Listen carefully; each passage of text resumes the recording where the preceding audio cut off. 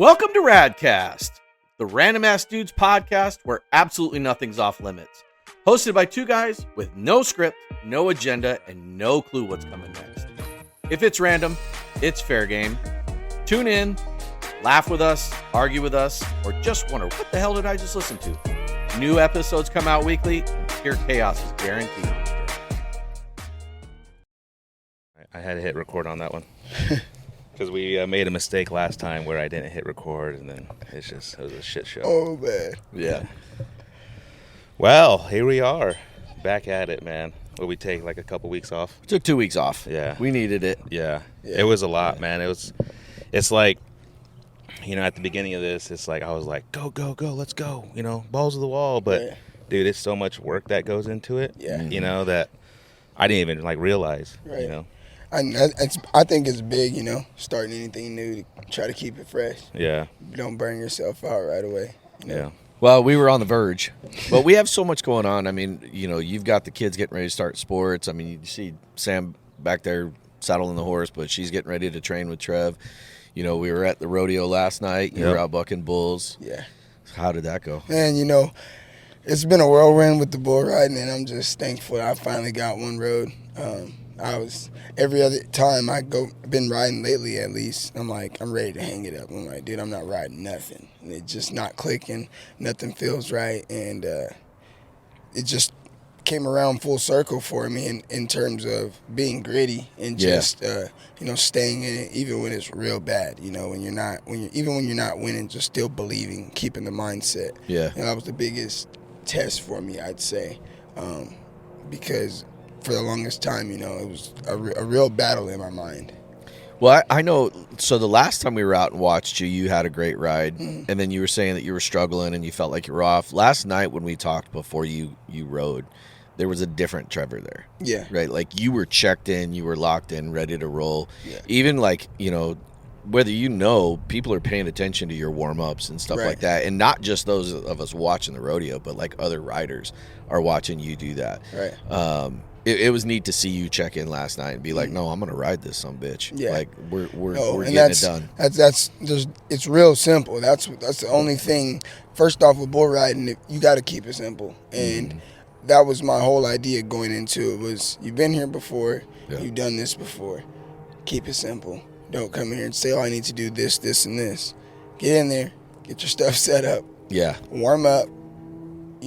Be in the moment. So obviously, talk, socialize, interact with the other people, talk about bull riding. You're there to bull ride. Right. And then just stay loose. And, I thought about the bull ride, and instead of going in there like I'm playing football and I want to see all the videos of this bull and who rode him and what he did this trip and that trip, that's what I've been doing thus far. And I hadn't rode anything. And so I was like, you know what, I'm going to go back to, bare minimum before I even knew how serious this bull riding was. You didn't know what you were getting on. You just got on them and hope for the best. And that's ultimately what I did. Was like, look, dude, you get in here, bear down, and that's it. Yeah, what was funny, though, Shane, and you weren't there last night, but when they pulled the chute, when they swung the door, he wasn't ready. Trev talks with us. He's very active when he talks. Very active, very loud, very much the boss when I step over in the chute, respectfully, as you should be. And I always go with the motto in the chute: go as slow as you can in a hurry. Well, the guy that was on the lights last night, he's worked a lot of events with me riding, and he knows my routine for the most part. I just wish he would have been paying a little bit more attention, and I told him, I might have been upset if I didn't ride that bull. So the fact that I rode him, I'm not going to really complain too much, but I was taking my wrap, and luckily I had the rope already real tight. And as soon as I got that come around my hand and finally had a full wrap, the bull wanted to squat. And so all us guys are trying to get this bull to stand up, and I'm spurring him over his shoulder. This bull just doesn't want to move. Yeah. And one of my buddies finally gets him to stand up a little bit.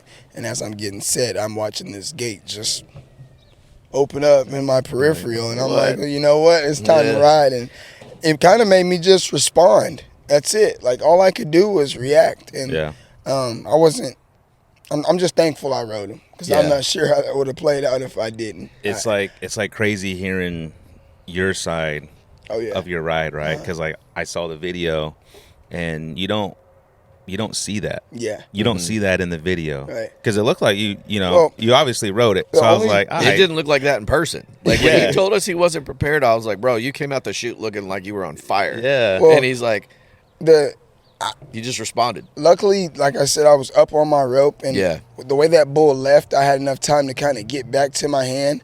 But the way it all started out, I didn't. It didn't feel right. You know, he kind of jerked on me, but nonetheless, it played out how I wanted it to. I mean, but yeah, you won, man. That place went ape shit. Yeah, you know, my voice is struggling today over it. And I went ape shit too. Yeah. I mean, I hit the ground, and icing on the cake, I don't land on my feet very often. Whether, you know, obviously if you're getting bucked off, you shouldn't be landing on your feet if you're getting bucked off. But I hit the ground, and that, or like you said, that place was electric. Yeah, it was awesome. Did they have a buzzer? I didn't hear a buzzer. It was an air horn. Oh, gotcha. I felt like it was late. I swear to you, it felt like I rode that bull for 10 seconds. Yeah, that's what I thought too. At one point when we got near the out gate, I felt him kind of stacking up a little bit and bucking in the same spot, and I'm just like, "Where is the horn?" And then I finally heard it. Is that like a thing that bull riders or bronc riders, like, you go past the horn? You better. Yeah. You know, you want to ride him for 10. You don't want to get off right at the horn and leave it up to the judges. Yeah. Did he ride him for 8? Did he not? One guy has 7.9. The other guy on the other side of the arena has got 8.1. Yeah. And they're trying to figure out if they're going to give it to you or not. Here, I'm going to fix your mic real quick. Appreciate it was definitely a lot of fun to watch and to see again, because there were other riders that had rides that were qualified rides. So, and how many events had it gone no rides? 3? There's been 3 weeks. It's been 3 weeks now for the open division. Same bulls. So or different livestock. They'll mix the pin up. It's the same stock contractor. Okay. But as the weeks go on, like last week was completely what we call a campaigner pin. Like everyone that drew a bull should have rode their bull. Okay. It was the exact opposite, polar opposite. We all bucked off. Yeah. And then this next week, she brought a little bit more heat this week, and luckily I held on to one. But usually she'll mix the pin up, and I think she goes based off of, you know, the flow of the bull riders. You know, who's coming and who's winning. You know, if everybody's riding everything, well, she's going to start bringing some eliminators, some bulls that buck a little harder. And, you know, when stuff starts to die out, you know, she'll bring something a little bit easier to ride. But, you know, I can't control that part. Yeah. Well, I think the second ride out went 68, right? I think it was the second dude out, went 68. It was like 68, 64. And somebody later in the second round had a 62, and then he posted a 76 on, what was it, Warlord? Yes, sir. Yeah, that bull was badass. And definitely not my favorite draw. It's kind of funny how it played out because us guys were in the back talking about, you know, what bulls that she brought for the day. And, you know, this is before the draw come out. We're sitting there like, you know, what do you want to draw? And I'm like, dude, I want Kit Kat so bad. I get Kit Kat, I'm going to the pay window. Like, I'm telling everybody, like, I need Kit Kat. And then they're like, yeah, man, honestly, all of them are cool. You just don't want that Warlord bull. You know, he's all over the place, and he's terrible in the chute. And I'm like, yeah, I never been on him. I'm not, you know, I wasn't thinking nothing of it. Not even 5 minutes later, the draw comes out. Warlord, Trevor Clark. And I'm like, oh, lovely. You know, and that's how it goes everywhere. At least lately, and honestly, I just might as well be ready for it to happen here on. I'm going to draw what I don't want. Yeah. And you just got to face your fear, in a sense. Go ahead. Do you always have to wait for the draw, or can you guys volunteer on what bulls to pick? No, you always have to wait for the draw, at least when it's for the money. There is an event called CCT, and the CCT bull ridings, it's set up to where you get to come in and pick your bull, and that's based off of a ranking system on who gets to pick first and whatnot. But there's different ways they go about it, but usually if you're riding for money, it's completely a draw. Yeah. How long have you been a bull rider for? Bull riding, I say taking it serious, about 4 years. About 4 years. Yeah. What is it like? What? Why? What's your? Starting out just cowboying, I grew up on my uncle's ranch in California, and the only time I got around horses and cattle was in the summers. Mm-hmm. You know, it was 3 months every year, and I went one year when I was 9 years old. It was Thanksgiving weekend, and we go out there, and I was at my uncle's ranch, and I'm watching him feed, and I'm watching just how, you know, I could see the energy and the aura coming off my uncle at such a young age. I'm like, dude, he's living the dream. Yeah. And the day I got out of school that summer, I went out to his house and didn't come home till the day I had to be back in school. And I just kept doing it year after year after year. And then I got to high school, and I kind of got, you know, lost and drifted off into the, you know, the typical high school lifestyle. And I was playing football, playing all types of sports. And, you know, I still had a passion for the lifestyle, but it wasn't right there in front of me. I had too much stuff going on. And I went and played college football, and that didn't end very well. You know, I kind of just died out and gave up on that dream. And for a while, I just wasn't happy at home. You know, I just felt like I was getting up, go to work, go home, do it again. And it was just getting old quick. And I was like, you know, there's got to be something bigger, more. I need some fun in my life. And it just so happened that later on, as the timeline went by, fast forward to 2020, I was hanging out with one of my buddies a regular day, and I ended up getting shot in the face. And this is one of my best friends at the time that tried to kill me. And at that moment, it really took me to a real dark place. Like, I didn't want to leave the house. I stayed in my room. And I'm the type of person to just go outside just to be outside. Just sit outside and just look at the sky. I gotta call time out here. You gotta go back to it. you have to go back to that story. Okay. Let's go on a little side you quest. just kind of passed by the fact you got shot in the face. And it's been a little bit of time, and a lot of people, you know, they hear me say that, and I just kind of breeze past it. I'm not avoiding it. We can talk about it. We can go completely in depth, detail by detail. But at the time, I had a buddy that we were tight since freshman year of high school. And when I started driving, it was like I picked him up from school every day, all that type of stuff. And we never really had any situations where it was like we got beef or we're not cool right now. It was never nothing on that big of a scale. And one day, just hit me up to hang out. It was later in the night, and we went for a ride, and it was kind of stale. You know, the energy just wasn't right in the car, but this is, like I said, one of my bestest friends, so I'm putting it right past him. Like, maybe he's just having a bad day. Yeah. And we decided we're going to go to one of my other buddies' houses, and we're pulling in, and I'm telling this guy, like, where to park. He's never been in this buddy's house. He's never been in he's stalling. He's missing each parking spot. He's going like 5 miles an hour. And I'm like, you know, still like, I'm like, dude, park here. And he's like, And then we finally get about 40 yards past where I'm telling him to park. And he's like, I just want to talk to you before we go upstairs. And I'm like, everything all right? You know, I'm super high energy all the time. Yeah. I'm like, everything all right? What's going on? Everything's good. No, everything's fine. And I'm like, okay, well, we can talk upstairs. And he's like, all right. And I'm in the passenger seat, so I grabbed I think I had an Arizona tea or something like that. I grabbed it, closed the door, and I'm walking in the front of the hood. And if I'm in the driver's seat, he just props the door and reaches through the driver's door jamb and just shoots me. Holy shit. This bullet goes straight through my jaw, shatters it, and I get up and I'm running down the street, or not down the street, but down this apartment, like, parking lot. And I probably, you know, I used to play football. I probably ran a 4.2 40 that day. Mm-hmm. Yeah. And as I'm running, he's still shooting. There's flames coming out of this gun, and I'm, you know, literally running for my life at this point. Yeah. And I turn the corner, and my other buddy's coming down the stairs, and he's like, dude, are you hearing these shots? And I got my hands on my face, and I play around way too much. I learned after the fact that day, because he's looking at me, and he's like, stop playing. And I'm like, dude, and I moved my hands, and the blood just was everywhere, just kept on coming out. And that's when I started freaking out a little bit. But I never passed out throughout the whole situation. Like, I remember every bit of it. And it felt like forever for the ambulance to get there and stuff like that. But they came and took care of me. I was home in 2.5 days. That's wild. Yeah, that surgeon, I got in the hospital that night, and that morning at 4 a.m. they come in and he woke me up and was like, "Hey, buddy, we're going to surgery. I'm going to fix you up."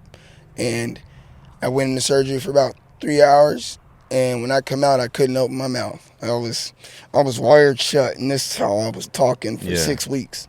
And so after he shot you and you ran, you got to your buddy's house. Mm-hmm. Did he just leave? So as I was running, he was pulling out of the parking spot and like headed out, but he's still firing. And so, to my knowledge, he exited because once everyone knew what was going on, they couldn't find him. Police couldn't find him. And I heard a helicopter at one point. And I mean, what were they really going to look for? They hadn't talked to me. They didn't know what vehicle he's in or what direction he's going. None of that. I apologize. Let's send that over there. Oh, you're good.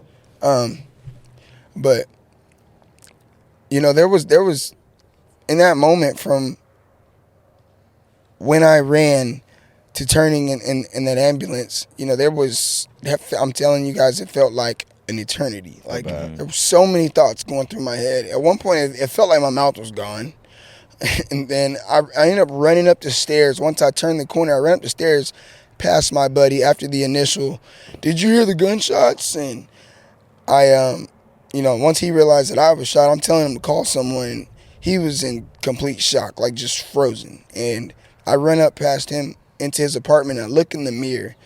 And to my understanding, I'm just shot through my cheeks. And I thought, you know, stitch here, and I'd be okay.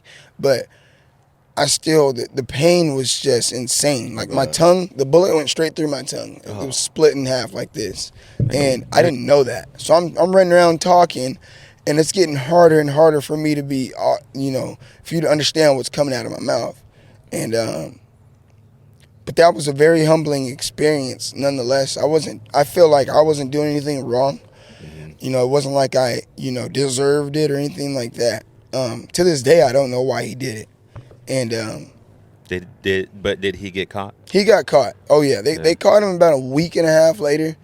The sheriff's department calls me at like 2 a.m. and it's right there on the caller ID. Sheriff's and they let me know like they had him in custody and whatnot, and you know, asked me if I wanted to be present for any of these hearings and moving forward. And obviously I was pressing charges, but I didn't care to really be in person. There's nothing that I was going to change. Right. Yeah. But I was in attendance through all the Zoom calls and whatnot, and the process didn't go exactly how I wanted it to. And had I feel like if they would have listened to the victim much more, I feel like it could have been a better outcome. You know, that guy got 3.5 years. He does his time, which I thought was BS. It's a slap on the wrist. Right. Oh, yeah. And because, like, his intent was to kill you. I mean, you shoot someone in the face and then shoot 6 more times. Yeah. That's not an accidental fire or anything like that. And as they're running away, point blank range. I mean, there's so many variables to it. And then after the fact, he did that time, and to my understanding, he's being tried for murder right now. Oh, damn. He wasn't even out, I want to say, 30 days after serving the time for what he did to me. And like I said, to this day, I don't know why. Yeah. And I had to accept that sometimes you won't ever get that closure for a lot of things. Right. And that's okay. You know, everyone's asking me, do you forgive him? And I'm like, sure. And they think I'm crazy for saying that, but in reality, forgiveness isn't for me. Forgiveness isn't for him. Yeah, it's completely for me. It's so that I can get over it. Yeah. If I can't just get past it, it's gonna eat me alive every day, and he still wins. Yeah, exactly. And ultimately, you know, the fact that I'm still breathing is enough for me to know. Like, you don't need to know why.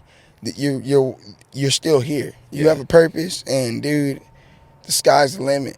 And that right there is what sparked bull riding for me. Like, I'm like, dude, you don't do anything that you love anymore anyway. You stop playing football. why don't you go rodeo? What do you have to lose? You just got shot in the face. Yeah. And I got on one bull, and that day I showed up, I had no bull riding gear. I went around and borrowed a helmet from this guy, a glove from that guy, some spurs from the other guy in the corner, and pretty soon I had all the gear to ride. But everyone was calling me Mr. No Gear for forever in that little bull riding community. Yeah. But that's probably one of the best decisions I made. But you like fully invested in it, right? Because you don't just, because I learned a lot from you just from talking about bull riding because of Drake and all that. Yes, sir. You don't just bull ride, like you go and help train bulls to bull ride, right? Oh yeah. So let me go rewind to when I first got started bull riding, at least. The same day I got on that bull, I ended up meeting Charlie Sampson, one of the greatest bull riders to ever do it. And it's the equivalent of LeBron James walking up on you in the random gym and just saying, "Hey, buddy, are you good at this game, or are you just throwing the ball at the hoop?" Yeah. And that's what he basically said to me. He's like, "Are you getting on him, or are you riding him?" And I was like, "I guess I'm just getting on him." He was like, "Well, you need to learn how to ride him." And he's like, "Why don't you come to Wyoming and work on my buddy's ranch, and when we're not working, I'll give you some lessons." That dude Charlie put me on probably 60 bulls in a 50-day span. I mean, just ran them straight under me in Cody, Wyoming. And it jump-started bull riding for me very fast. I was banged up, but it really taught me how to, handle, like the bull from last night. That bull sitting in there squatting and, playing mind games is what I call it. And he taught me how to handle that stuff. And that's the biggest thing, is the mental side of it, There's a lot of physical stuff going on, but I still feel like that whole time it's still a mental game. Like it's all that bull's trying to psych you out, and you're trying to stay calm. Right. But when I first got started, I went to Wyoming with Charlie, and after that, it just so happened I got a job in California at the Flying U Rodeo Company, and Charlie's rodeo buddy from back in the day was working at Flying U at the time.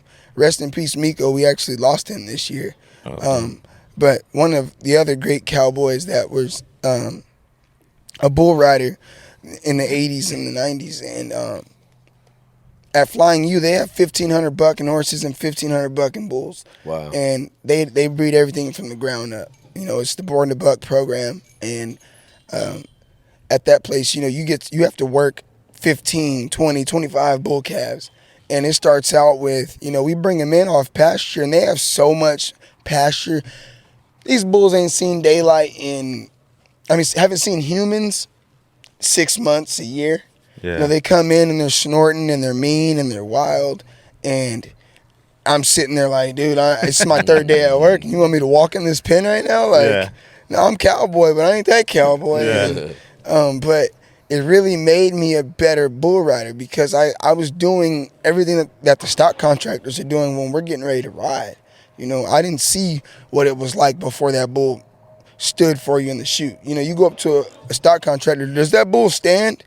And then you go and work behind the scenes, and you're like, man, it takes a lot to get a bull to just stand for somebody. And so when I went to Flying U, I would work, like I say, 15, 20 of them in a set. We just rode through them. You might touch 80 bulls in a day, and you're putting a dummy on them, and you're getting them gentle the same way you start a horse. You want to get them gentle and get them desensitized to a lot of stuff. Let them know you're not going to hurt them, and then we put a dummy on their back. It's like an 8-pound dummy, and it has a little switch on it, and you let that bull go out there and buck, and they go out there 1-2 jumps, and they might spin to the left. Well, when they spin to the left, we'll pop the dummy.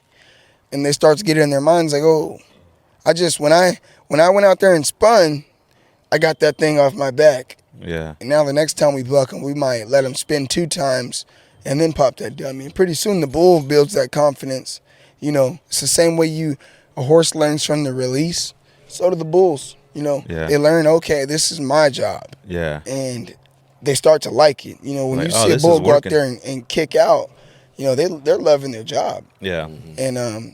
And so that definitely was a strong part of, helping me develop in the bull riding for sure.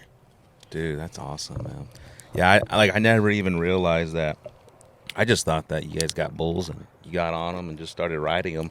I didn't know you guys put those automatic dummies on there and we're actually training these bulls to buck and then to even go into the chute, right? Oh, yeah. And the American bucking bull is its own breed. Really? Really. Oh, and so, shit. you got your Angus, your Herefords, and your Brahmas, and whatever you want to call it. And the American bucking bull is its own. You can't make a bull buck. It's either in you or it's not. Same thing with horses. There's horses that are bred to buck and there's saddle horses. And a lot of them, like I said, they have to have it or they don't. That's all there is to it. It's all genetics when it comes down to it. We can help them a little bit. We can teach them how to buck and how to jump and how to turn left and right, but ultimately it's all up to them. Yeah. Mm-hmm. Dang, dude.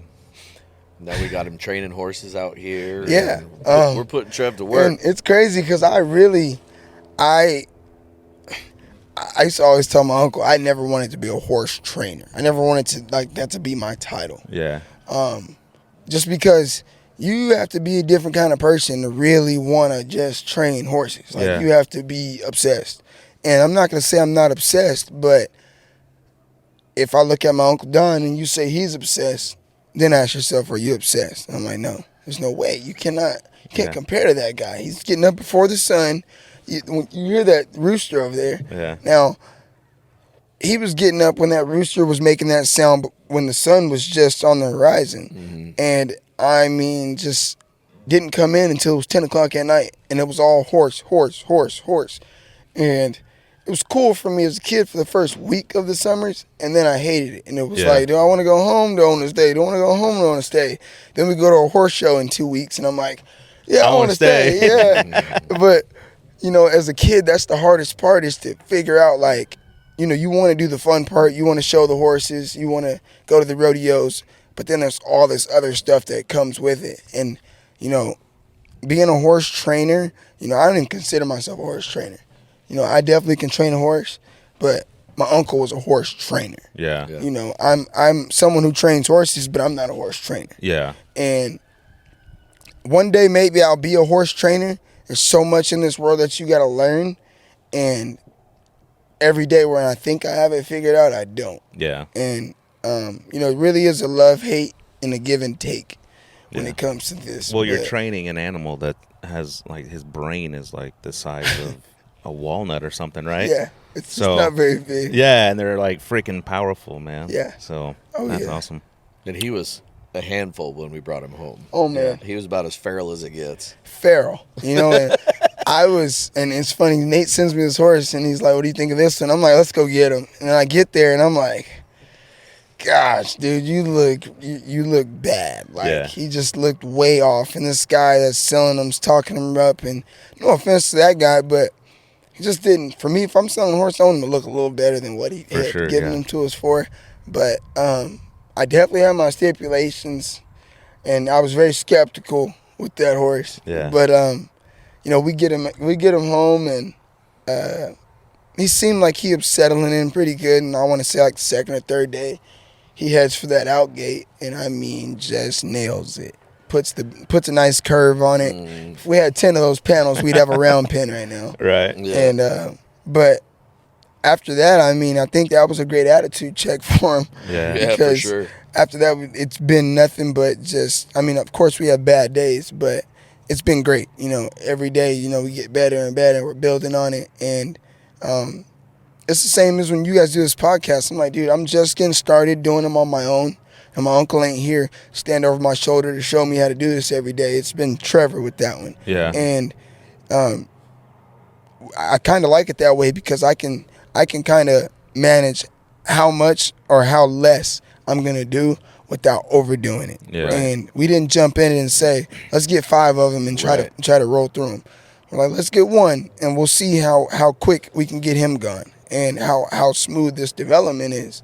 And man, I'm enjoying the process, and I'm starting to realize that everything I said I wouldn't do, I end up doing it. Yeah. And you do it well. I let's just put it out there. You do it appreciate it. Where he's at today versus where he was at when we brought him home. Well, I mean, at the end of the day, though, is like you are 9 to 5, right? You have a day job. Oh yeah. Right, Oh, and then after that, I mean, in a sense, you're kind of doing what your uncle's doing, right? Right. Like you're up early in the morning and you're out there busting your ass, and you crazy come over here and you fucking working on horses, Right. and it's like, and it's sometimes till 10:30, sometimes 11 o'clock at night. I Right. mean, just depending on how your day goes. And it's crazy you said that about my uncle, because all those long days I had as a kid where I just could not figure out. I'm like, dude, what could we possibly be doing now? It is 9:30. Everything's fed. Yeah. Why are we working on this fence in the dark? Like there's so much that didn't make sense to me. And I was riding that red horse down the road in the dark just a couple days ago, and I was just smiling to myself, and I was like, it makes sense now. I see why my uncle, was so big on taking pride in what he was doing. He didn't care about where the clock was at. Time was non-existent in his brain for the most part. Like, he just rolled with whatever was happening in the moment. He stayed in the moment and was passionate about it. And instead of worrying about, I spent this much time here and then this much time here, no, just focus here. And, be locked in with these horses, because you'll get a different aspect and different connection with them. And some of those sessions where I really didn't want to come out here and it was late at night were the best sessions I had with that horse. Yeah. And that's what I feel like the true grind is when you don't want to do it, when you're tired, and when you've been at it 14, 16 hours, that's when you start winning. Well, some of your best rides have been with nobody watching. Nobody. You know what I mean? Yeah. It's just me, him, and the dark. And we'd be out here in the lights, and I'm like... I mean, we're watching on the cameras inside while we're laying in bed, and you're out here working at 11 o'clock, but...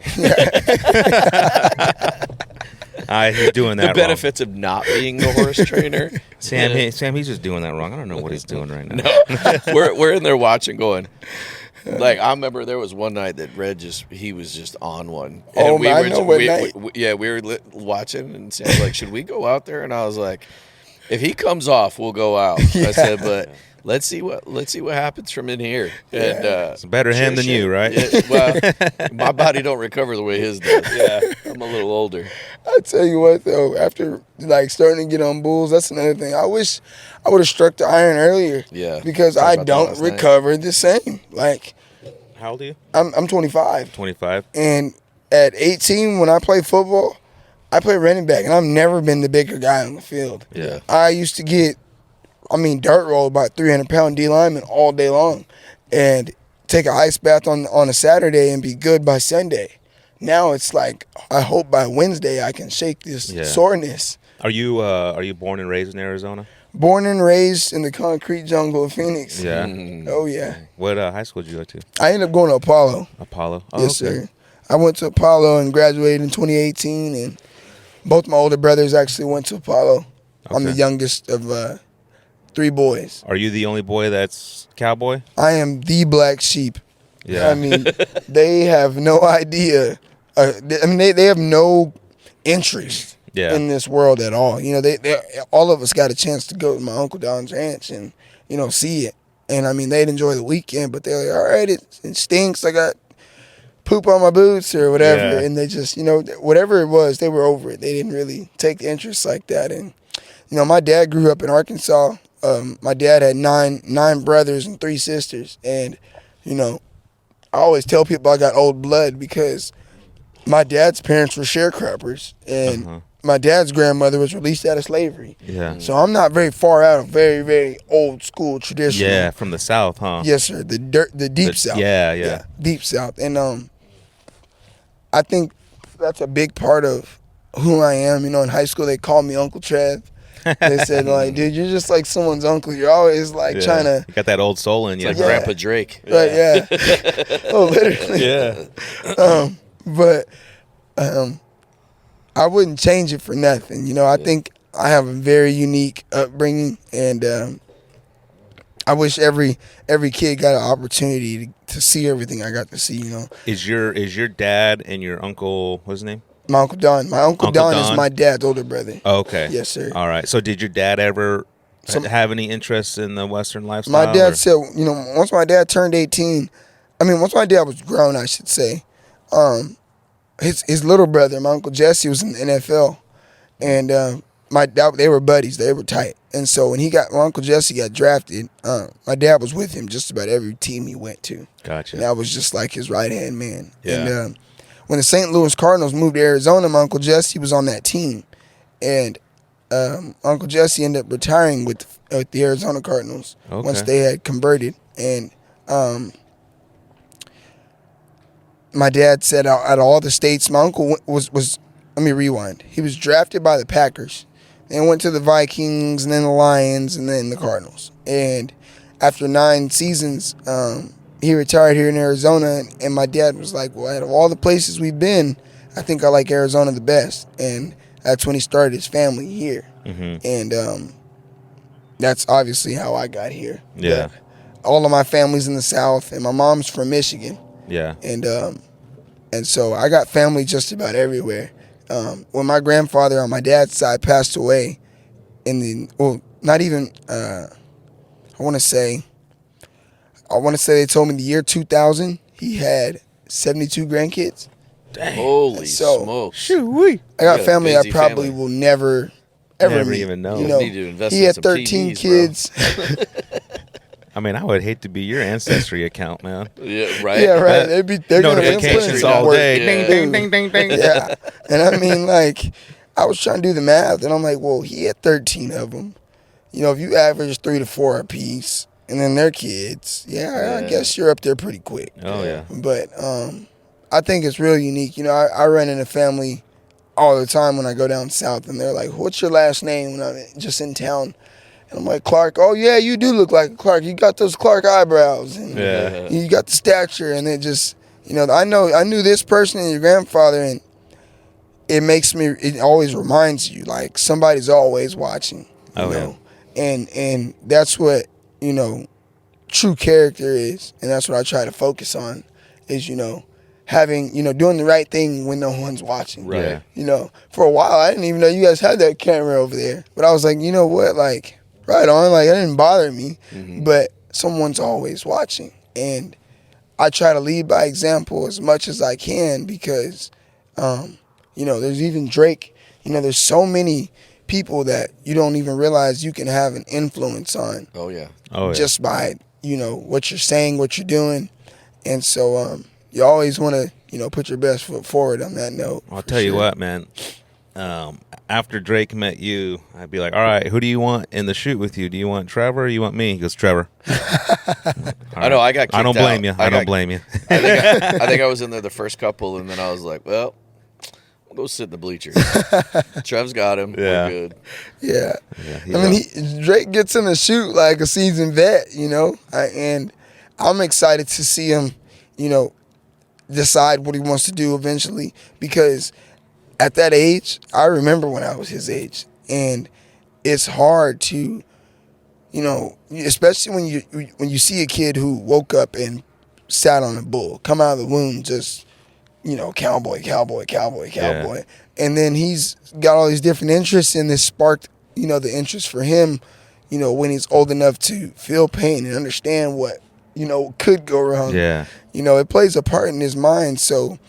The fact he's going through that battle now, if he can just stay in it, Drake, the sky's the limit for him, you know? If you ask him, he's already got brain damage from it. Yeah.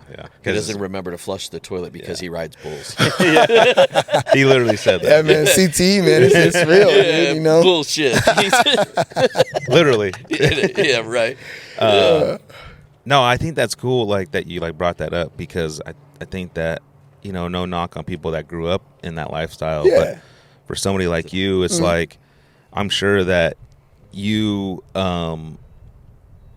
like, appreciate it probably a little bit more because you know what it's like to not have that. Yeah. And you know what it's like to have that. Right. You know what I'm saying? I got a glimpse of both of it. And I haven't had it full-fledged to where I'm like, all right, I walk outside, this is my house, and I got horses and bulls. Yeah. But at the same time, I still am blessed. I'm still, an anomaly. A lot of guys, even though I got a brief, 3 months at a time, like I said, there's a lot of people who never get to experience what I got to Exactly. see. Yeah. And even my dad was a big part of that because my dad worked for American Airlines my whole life. I got to go everywhere I wanted. Really? If I wanted to go to Alabama and see my uncle for a weekend, Friday when I got out of school, I'm going to the airport. Yeah. Just fly out That's and, awesome. and be back by Sunday and go to school on Monday. And I'd be like, oh, yeah, I was in Arkansas yesterday. The kids looking at me like, yeah, bullshit. Yeah, and right. I'm showing them videos and pictures of like, how? I'm like, dude, these airplanes. Yeah. It only They takes fly. 3 hours, Yeah, dude. right. Like, and they're like, well, dude, how much does that cost? I'm like, I fly for free. Like, Yeah. That I was got the my hookup, biggest dude. flex. Yeah. You know who growing I up. am? I'm Trevor motherfucking Clark. On Yeah, that man. note, let's take a quick break. We'll go to commercial, and then we'll come right back. Heck Okay. yeah. Okay. We'd like to take a moment and thank our sponsors for all of their support. A big shout out goes to the team at Trucker Jobs. They've designed an app for all the professional truck drivers and carriers out here looking for support in this much needed industry. The Trucker Jobs app is a combination of social media and business designed for truckers by truckers. Whether you're looking to buy, sell, or lease equipment, turn unused equipment or lot space into revenue, connect directly with drivers, carriers, and vendors, or navigate your career and grow your business, this is the source for you. Download the app Trucker Jobs Network in the App Store today or visit them at www.trucker-jobs.com. Use code WOJO12 for 12 months free. Thank you to the team at Sunset Customs. If your home or business is in need of concrete coatings or custom cabinets, this is the team. Sunset Customs provides the highest quality flake floors, beautiful stained concrete, concrete overlay, and grind and sealed concrete here in Arizona. If cabinets are your look no further. Whether it is for your garage space, laundry rooms, or closets, Sunset Customs has you covered with custom cabinets designed and installed for your specific needs. With high-end finishes, soft-close doors and drawers, Sunset Customs specializes in transforming spaces one finish at a time. Give them a call today at 602-489-9237 or check them out online at sunsetcustoms.com. That's Sunset Customs with a Z. Thanks to the team at Fresh Comfort Solutions, the Valley's go-to for all your air conditioning and heating needs. Specializing in residential and commercial HVAC, Fresh Comfort Solutions is a local business with leadership born and raised right here in the Valley of the Sun. Whether your HVAC system needs a seasonal checkup, repair, or replacement, Mackay and his team are your source for not only the highest quality, but an experience you'll want to share with family and friends.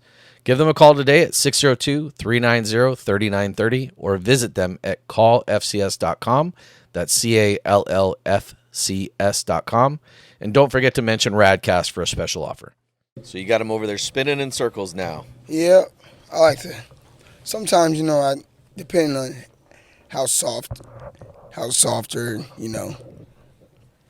stiff they are, I'll do something like tie their head to one side and just make them loosen up, Yeah. Soften to that side. And I kind of let them figure it out on their own, I feel like balance is huge, especially with those colts, You're really teaching them how to run, correctly, especially if you're going to be on their back. You're going to put, if you're going to be dragging cows or something with them, you want the horse to be balanced and travel, symmetrically. Yeah. And part of that is, this helps his coordinates in a sense. So, your big influence is your uncle getting you into this whole cowboy stuff, right? Mm-hmm. I'm sure you saw a bunch of black cowboys coming out here. There's not a whole lot of black bull riders or black cowboys. It was 2 weeks ago. Yeah. So, yeah. Oh, yeah. The black rodeo, yeah. Yeah, the black rodeo. Yeah. Actually, even when I got started with my uncle, he was the only black cowboy I really knew. I mean, him and his son and my cousins that are cowboys. But, especially in the realm that he was in, there isn't much of us, really. Yeah. And, training horses and the cow horse deal, it's just not a lot of us. And, I don't ever try to say, they didn't pick me because I was black. It's never been a variable for Trevor, at least. Yeah. But it's all about, how you carry yourself. And, my uncle was very much respected in this world, and he really lit that for me to, don't ever try to, play the poor me card, because ultimately you carry yourself correctly. If it's supposed to happen, it's going to happen. Yeah. And they'll know. So do you feel like, you know, being in this culture, being in this lifestyle, like you have been embraced and like, you know, you don't even bat an eye on it? 1,000%, you know, and, you know, I I haven't even talked about it yet since we've been talking today, but out of nowhere, dude, I got a random DM on Instagram one day, and it was about, hey, you want to be on TV? I was just going to ask about that. Yeah. And I thought it was a scam. And I'm like, then why would they want me to be on TV? You know? And they're like, we got this, they sold it to me as a Western, sorry. No, you're good. A Western docuseries. And I'm like, heck yeah, let's do it. And they sent me this application, and I'm like, all right, I'm not filling this out. It just didn't feel right at that point. Yeah. They wanted too much information. And, they gave me a call, and they're like, dude, we're shooting a show, and we'd love to have you on it. You know, we worked with Sony Entertainment, and we want to film this for CW Network. And I just had the opportunity to go to Montana for 6 weeks and film this show. And basically, you're on a dude ranch, and you're the workers. The storyline was, you know, we're the guys that come in, and they had lost a lot of workers, and they were trying to fill some gaps. And so they brought us on. There's 4 of us, and we joined the existing crew and helped them finish the season out on that ranch. Oh, okay. And so they already had the season going. As far as the dude ranching season. Okay. Yeah. Yes, sir. And yeah, that was some of the most fun I had in my life. Yeah. You know, we had 3 meals a day that was cooked by a 5-star chef, and I mean, just some of the most fun ever. You know, TV is hard. It really is. Yeah. Like the stuff that they have you do and the way they do the interviews, you know, it's hard, and you got to have a lot of patience, and it's exhausting. It really was. So that show is called Wranglers. The Wranglers. The yes, Wranglers, sir. right? Yeah. And yeah, that's so. Like, I mean, how do they even find you? It was I'm telling you, this lady. The account that DM'd me. It says Kara_casting, no profile picture, like 900 followers. I'm like, this has to be a spam account. Like, this does not make sense. And it was very vanilla on the message. It wasn't nothing crazy, and there was no real credentials that made me say, oh man, this is it. Yeah. And but she was so prompt about everything that when I sent my phone number, she called me and gave me the breakdown so fast. I'm literally in the airport in Dallas-Fort Worth, headed to Flint, Michigan for a rodeo, and this lady's DMing me, and I'm like, kind of not taking it serious until my phone rang 10 minutes before I'm about to board this plane, and she like gives me this spill. But she was very like straight to the point, like, look, do you want to do this or not?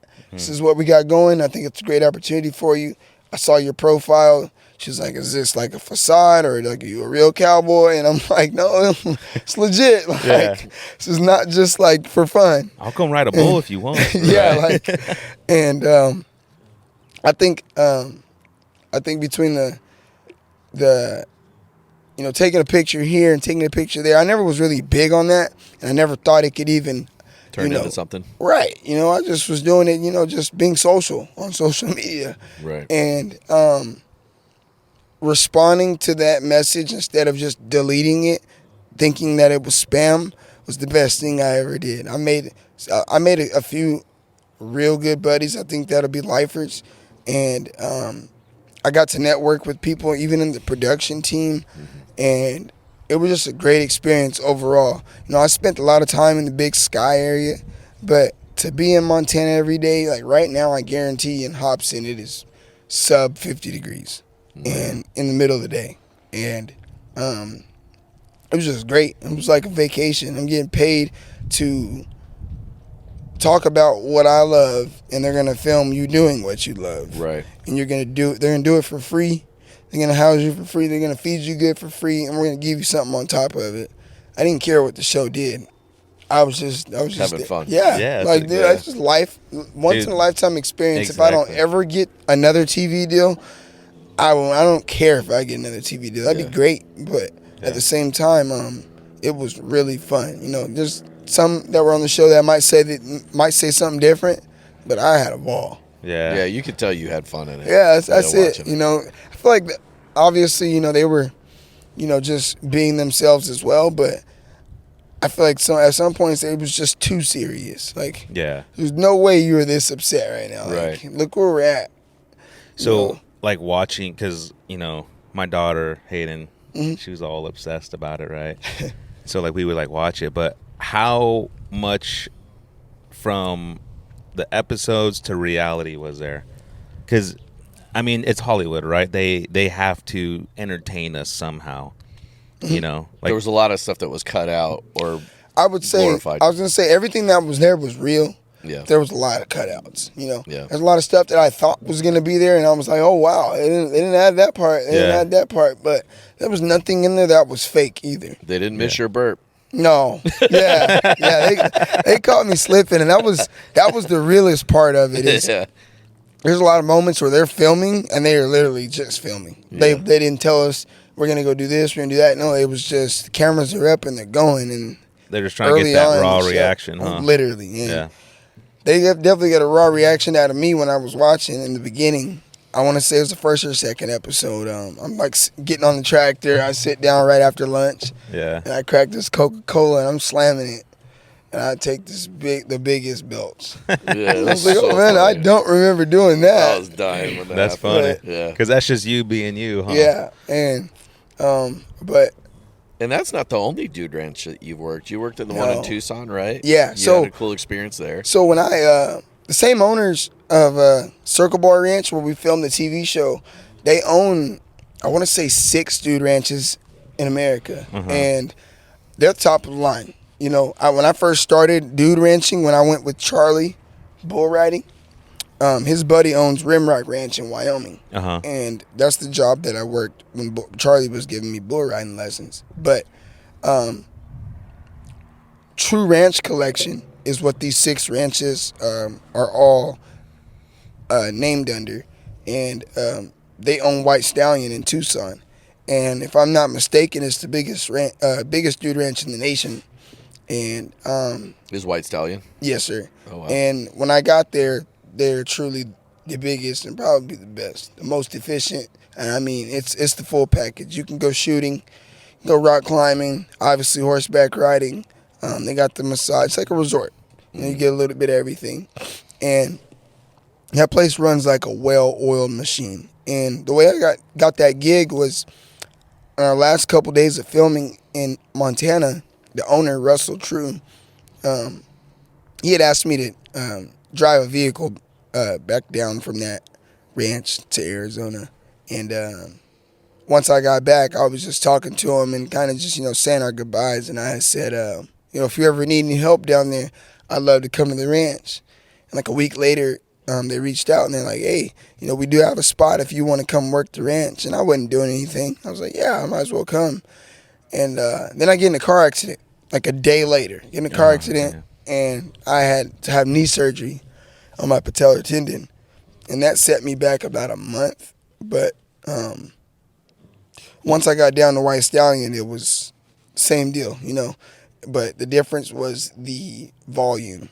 I've never, ever took out 4 or 5 rides in a day. And these rides are nothing less than an hour. A lot of saddle time. Oh, yeah. 8 hours. You get 8 hours of saddle time every day.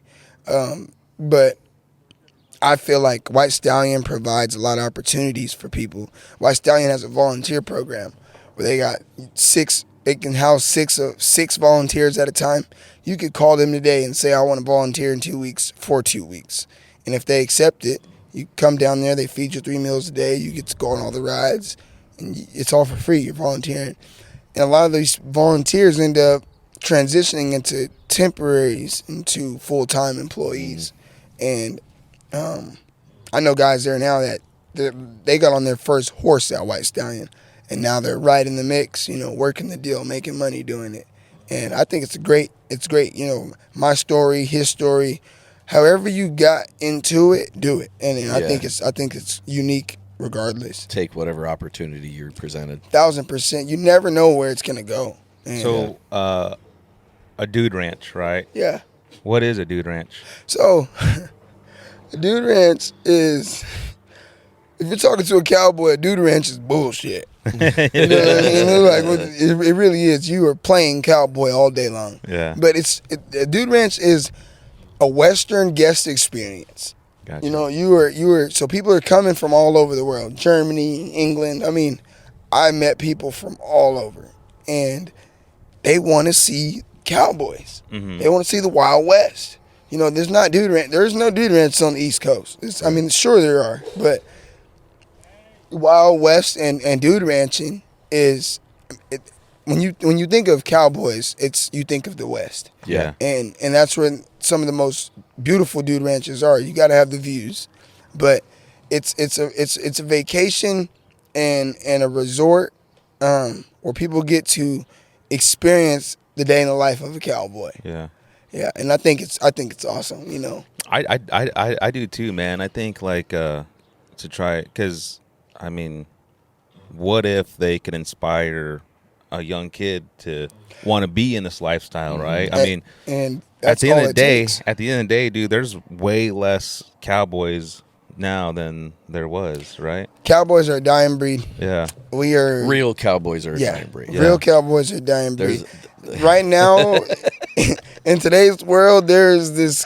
It's crazy. It honestly took off, and I never saw the Western life being this big and mainstream ever. And you know, with that Cowboy Carter album, and Morgan Wallen's always doing his thing. You got Zach Top, you got Colton McMurdy, and it's just taken the world, and it's got it in a chokehold right now. Yeah. And so it really is hard to, you know, honestly, it shouldn't be hard to decipher the two. You know, It's not. real cowboy and the guys that are just playing cowboy. And I don't have any real cowboy that's offended by it. Yeah. You know, maybe you should check on yourself and what you got going, Exactly. because I think if I made that guy go buy a pair of boots, I inspired him. Yeah. He thinks it's cool. Why Exactly. wouldn't you? Don't hate on the guy. Be like, heck yeah, man, right on. You got a pair of boots. It's almost like NBA players dogging on people at the park just playing basketball. Right? Literally, Right. Like, yeah, they're that's not insane. professionals, but dude, they love the sport. That's what they love to do. And That's it.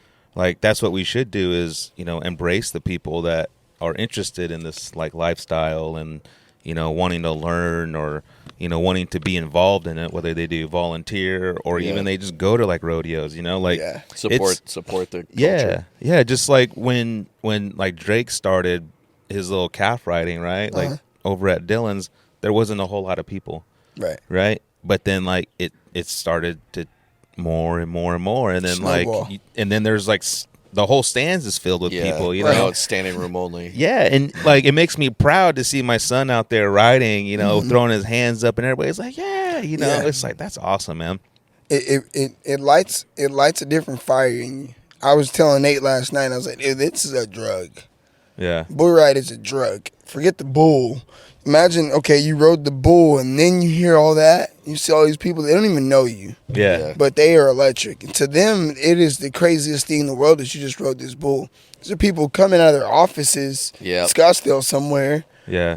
They have no idea what's going on there. They just know that you just rode that bull, and they're just as excited as you are. Yeah. And I love it. You know, even when it comes to dude ranching, all of it. Anytime someone's interested and is genuinely asking about it, if I have the time to talk about it, I'll talk about it, because you don't know who you can inspire. You don't know what interaction or where it's going to go. Exactly. But if you're passionate about it, it shouldn't bother you to talk about it. planting Yeah. those seeds, huh? That's it. Yeah. Planting the seed, and I'm not planting the seed expecting something big tree to grow out of it. I'm just planting seeds because I'm Johnny Appleseed. You know, like I'm Yeah. just doing what I do, Yeah. and that's just interacting. And I don't know. I feel like leaving your mark is ultimately what it's about. Yeah. You know, and you can use that with anything. You know, when I train a horse, if I'm selling a horse, I want that horse to. If I put my name on it, that horse better be ready to leave. Yeah. Right. Because I'm not putting my name on something that's going to be bad. Yeah. And so when I leave my mark on that horse, I want it to be a good one. You know, when I leave my mark on people, I want it to be a good one. Yeah. And yeah, man. But ultimately, this whole cowboying thing, it's went a lot farther than I thought I'd ever go into it, and I'm just thankful for it every other day, you know, going through the motions with it. You also help people train. Yes, sir. Like doing barrel racing and riding. More so, I feel like I just try to help people develop their riding. Yeah. And you know, being in control and being in sync with their horse.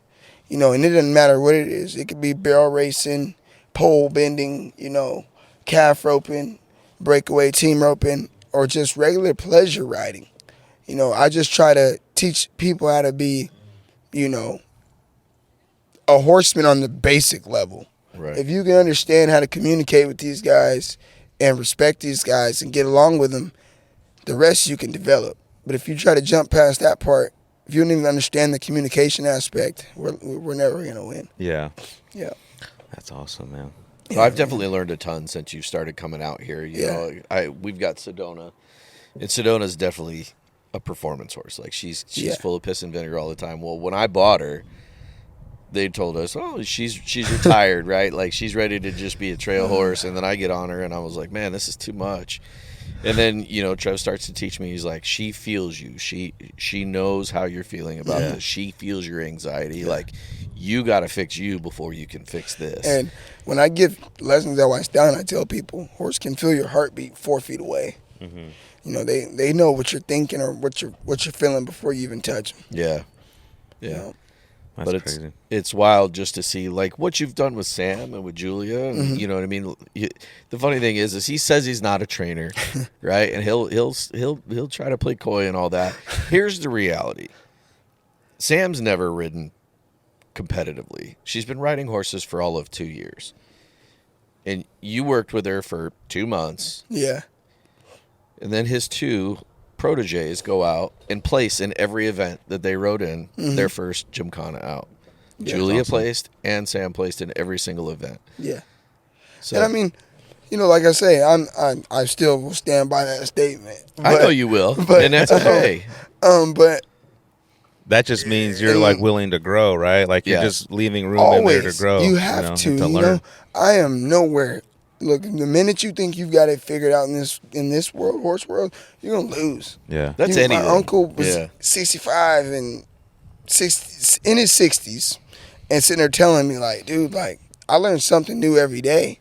So you see all those tapes? He had VCR tapes, like in this is past 2015, 2016, and I mean loaded, like in this.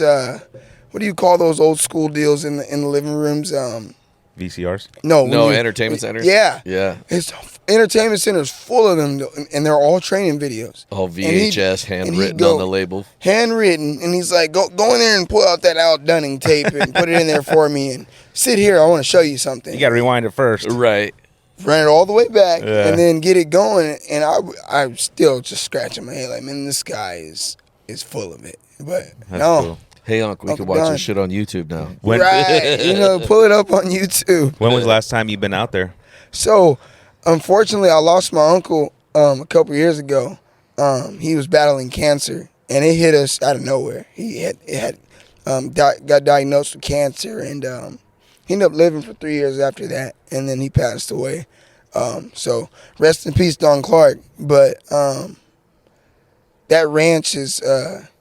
It's down. It's done now. Oh. You know, they shut it down, and I mean, I'm sure there's 1 or 2 horses up there now, but it's nowhere near the monster that it was when he was there. Yeah. Yeah. And but, did he have kids that were working there as well? Oh yeah. So my cousin Danielle, his older daughter, she lives in Texas now, and she started there, and then his son Tyler, that's a horse training SOB, like.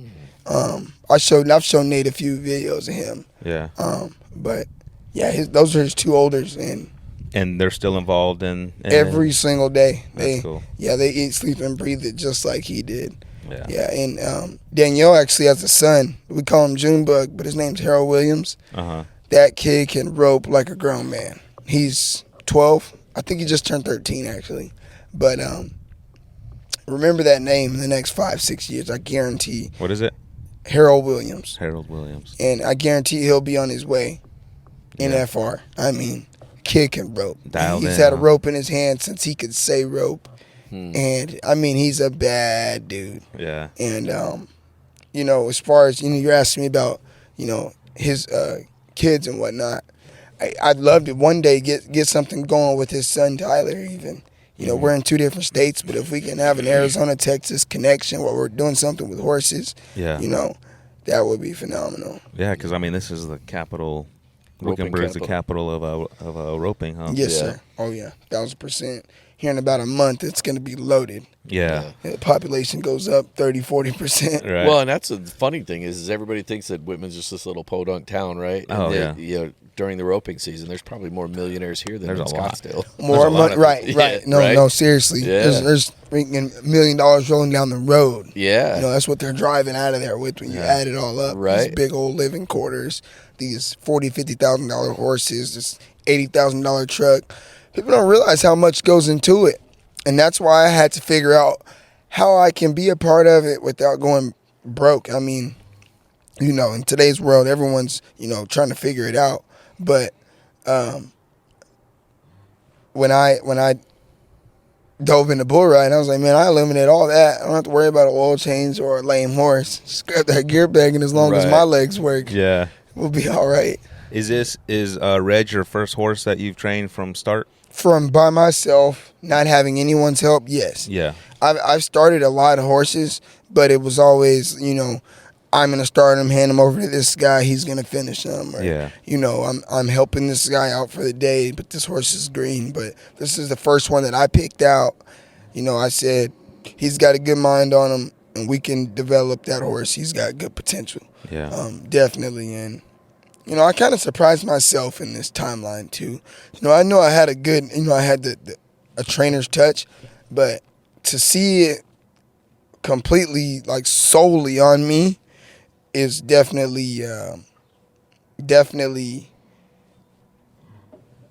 confirming to me. You know, it helps me understand that. Like build you your know, confidence, right? 1,000%, man. You Yeah. know, I was skeptical about a lot of things, and I'm like, man, I'm finally, heck yeah, I do know what I'm doing a little bit. Yeah. You know, Yeah. I can make something happen, and And like it's the same thing with the bulls. all you needed was just an opportunity, That's it. right? And Nate gave me that opportunity. I mean, and honestly, Nate is the reason why I'm doing it. I wasn't even thinking about training horses. And Yeah. Nate was like, dude, why don't we get one going? What are you doing? You're good at it. We can make money off of this. What are you doing? Yeah. I was like, I guess I'm just not doing it. And he's like, well, let's get it going. And, Yeah. you know, 3-4 months later, here we are, you know, getting real close to listing this one and seeing what kind of profit we can make off this investment. Yeah. And it's going to be rough to see him go, you know, but like I always say, if you got a horse that you wanted sold, he must not have been a good one. You know, if you There's wanted gonna be to a lot sell of him, tears shed when he goes. yeah, for sure. I think from all of us. yeah, You know what I I mean? definitely shed a couple. Like he's a little buddy. and when and he really is the little buddy around here. I mean, Yeah. it to the point where Nene, my Yeah. 2-year-old niece, literally hand leads him all the way to his stall. Yeah, my little one, 2-year-old, right? Like yeah, his little one. she'll come over to him, Yeah. and I mean, instantly beelines to him. We almost have to guide her away from him, Yeah. and try to do it without her throwing a fit. That's good. But he completely flips the switch when she's around. Yeah, the moment she's and got drags him. his feet. Yeah. And I mean, just what waits was on it? her. What was it about Trevor where you're like, all right, we got to do this, dude? We just got to talking one day, and you know, Trev's been through a lot. You know, and he and I got to talking, and it was just one of the. You and I have talked about it a lot too. Is that I like to do whatever I can to help people. Yeah. And when you and I got to talking about like where you come from and what you've done, and you know, I asked you why you don't train your own horses, and you kept saying you're like every time I get something going, I get screwed. Yeah. And I'm like, here's a safe space for you to, if you want to do this, Sam and I have the ability to help you get something started. Yeah. We want to do this, Yeah. right? But I don't, dude, I'm 46. I'm not breaking horses anymore. Yeah. Like my days of getting bucked off, you know, are done. Yeah. But it was something that you, like you could see your eyes light up when we talked about it. You got excited, and I was like, "All right, cool. Let's start looking for horses. Like, let's do this." And I just saw I saw the opportunity, you know, to work together, to do something and have some fun with it. I mean, it's been a lot of fun. It's been fun. You know, that's the part that I'm. As long as my Uncle Don told me, if you're not having fun with it, lose it. Yeah. And the minute I'm done having fun with it, I'll be done with it. Yeah. He said all the time. And I was like, that's what it's about. And that's where I was at with the bull riding. It's like, dude, you need to go back to having fun with it. And if you're not going to have fun with it, you need to be done with it. Yeah. And that's what I did last night. You walked up to me, you're like, dude, simplify it. Go back to when you were a kid. And I'm like, man, I was a kid. I wasn't thinking about, I got to do this, got to do that. I was just doing it for fun. Yeah. And that's what it's about. When I come out here and ride him, Yeah. you know, I might work a 12-hour shift and I'm tired, but if I come out here and ride him for 2 hours, it almost gives you a second wind, and it's like, whew, you know, But I it's can also unwind. a responsibility that we have, right? Like we've gone down a path now. Yeah. Like we're responsible for him now. It's not just the horse sits in the stall and whatever. Like, you know, we make sure that he's fed right. We make sure that he's vetted. We make sure that his meds are all taken care of. Like when I say meds, I mean supplements because my wife is all about the supplements. But anyway, but there's a lot that goes into it. It's not just you ride him, you know, once or twice a week for 45 minutes. It's, you know, he's in the round pen right now, you know, flexing. So it's there's a lot of buildup that goes into this. And people tell us all the time. I mean, Shane and I laugh, you know, you live my dream life. And I'm always like, do I? Do I really? Like, I was out here at 5:15 this morning, you know, with the light on so that I could feed and get this all ready because I knew that we were going to record. And come rain, snow, I mean, not that we get snow, but whether you're sicker than a dog, right? If it's raining outside, these horses got to get fed. They got to get watered. They didn't ask to be pinned up. Nope. And so, it's there's so much that goes into it. Like you just said, 5:15. Christmas Day, New Year's Day, New Year's Eve, New Year's Day, you got to be here. Somebody's got to feed. Or if you go on vacation, you got to find somebody to come. Yeah, it's not like watching the dogs. Nope, not at all. Yeah. So. But I we've would been change blessed. it. I mean, like, you know, Jess bringing us together has been one of the best things that I could ever have asked for. It's really, it's brought Jess and I a lot closer. Yeah. You know, beautiful thing. Yeah, it's been great. Not just from the horse perspective, but I mean, we kind of have our own little community out here. It's a community within a community, right? And it's been a lot of fun to build. But I mean, that's what life is, man. You know, you got to surround yourself around people that build you up. Yeah, that's it, and that's been my biggest thing, and especially after the fact of everything that I've been through. You know, you surround yourself with what you want to be like. You know, get around the people that are a step ahead of you. You know, if you're the smartest one at the table, you're at the wrong table. You know? And that's actually really well said. Yeah. No, really though. You know, that's when you think about that, it's simple. And I need to stop eating dinner with my kids. He didn't mean that, guys. He didn't mean that. If they ever hear that, he did not mean that. No. Oh, that is funny. So I had no idea that there's a black rodeo. Okay. Like that was, I think it was last year. Sam and Nate like, oh yeah, we're going to a rodeo. I'm like, where? Like, well, Trev's gonna go ride a bull. Where? The black rodeo. I'm like, what's the black rodeo? Yeah. It was awesome, by the way. It was fun. Yeah. So when I was a kid, so this rodeo that was just here recently actually is produced by Black Rodeo USA. That's the rodeo company name. And rodeo production company, I should say. But the predecessors were the Bill Pickett Rodeo Company. Bill Pickett Invitational Rodeo Company started, I want to say, it's been over 30 years since they've been going. And they've been going all over the nation in the tour. And it's a heritage rodeo. And they're trying to showcase the forgotten black cowboy. And, you know, there's some of the, you know, Bill Pickett, he invented steer wrestling. No one really knows that. This guy was famous for jumping off his horse, grabbing a steer by the horns, and then he'd bite the lip he bit the steer's bottom lip, and that's how he get him to roll over. And that's how steer wrestling was invented. And there's Deadwood Dick that they talk about, and those are just some of the older cowboys, the Buffalo Soldiers, and they just try to showcase that there is black cowboys, and people forget about us all the time, but it's just like an Indian rodeo. They're showcasing their history and their heritage of their lineage and what it was like back then when they got into it. My favorite videos, I follow I think the Oklahoma Cowboys. Oh yeah, dude! Like when they have their videos on, that the one event where they're just hauling Pony ass. Express. Okay, dude. Well, it's in a little tiny. Yeah, it's like so there's 4 barrels in that arena, 2 teams at a time, and they're running the relay, and it's a 6-man relay. Oh, and dang. it is. You think bull riding's intense? I think that's intense. Well, what's his name got hurt this year at it? Yeah, there's a guy from Love Island. I forget his name. Taylor, I want to say. Yeah. That horse. So he's coming, and the way it's lined up. I mean, you're coming from the corner of this arena, and as this guy comes around that 3rd barrel, if it's set up in a four barrel pattern, you're coming in like this, and so it's almost blind for the guy that's already in the arena coming around those barrels. Yeah. And that guy didn't kick his horse up. And it was a prime example of what I'm saying. It's just as crazy as bull riding. Dude, that was a collision. You said he didn't kick his horse up? Yeah, he didn't run fast enough in front of the guy that had the baton coming towards him, which caused that guy to run straight into him. Yeah. And, I mean, knocked him clean off his horse. The horse rolled over the top of him. Yeah, I saw Definitely wasn't pretty. No. But, yeah, man, that's their event down there. Yeah. I got cousins that when they hear this, they're gonna be like, "Oh heck yeah, man! You talked about our podcast." Yeah.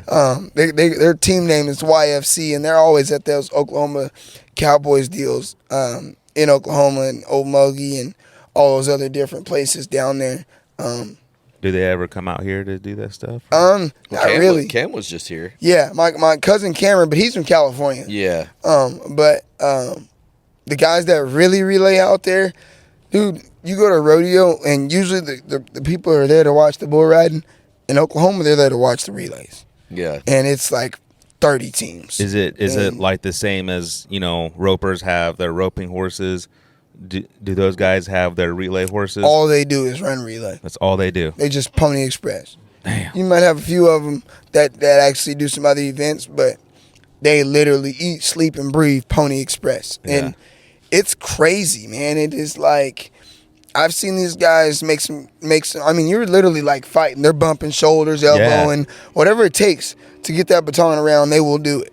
And That's wild. It is gritty. They're hauling, and there's so much that can go wrong. You've seen that arena ain't the best. You're making some crazy turns, and I tip my hat to them guys because there's a lot of things I can grit through, and I'm not sure if that's one that I want to figure out if I can do it or not. Right. It can go wrong quick. Well, we'll get you out there next year, Shane. Okay. Yeah, man. We'll for definitely sure. get you out there. I'll do a blindfolded. Fuck it. There you go. Well, awesome, guys. Yeah. Listen, man, this has been a blast. I know that you got to work red still. Yes, sir. We'll do this again. Most definitely. So we appreciate you coming on, Trev. Yeah, it's always a pleasure talking to you. Heck yeah, man. Now everybody else gets to hear about it. It's about time we got Trevor. Yeah, it's been a long time episode coming. 1. Yeah, I'm sorry, guys. Sorry for the delay. Stop being so damn busy, man. Right. Yeah, man. I'm trying to get free. Don't say that. I'm gonna make it more busy here in a little bit. Yeah, if I don't stay busy, I start doing dumb stuff. So we appreciate you, man. Heck yeah. Thanks for having me. Absolutely. You, friends, everyone's gonna be friends. And plus, you better ride like you ride.